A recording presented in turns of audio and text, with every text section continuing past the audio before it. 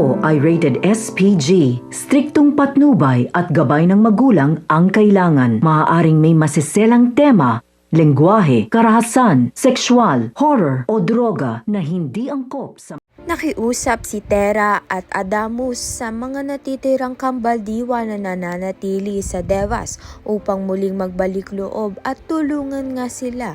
Naniniwala si Tera at Adamus na sa tulong ng mga kambaldiwa ay mas malawak ang kanilang hukbo at mas titibay ang puwersa laban sa kaaway.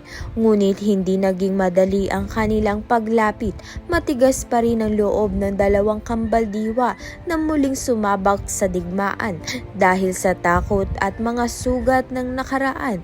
Kinikailangan ni Tera at Adamus na ipakita ang kanilang katapatan at kahandaan upang manaig ang puso ng mga kambaldiwa at mapapayag nilang sumanib nga muli sa kanilang hukbo bilang maging kakampi muli ng mga sangre.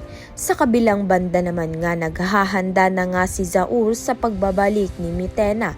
Alam nga niyang malapit nang matapos ang kanyang paghari-harian at mababawi na nga ni Mitena muli ang kanyang trono.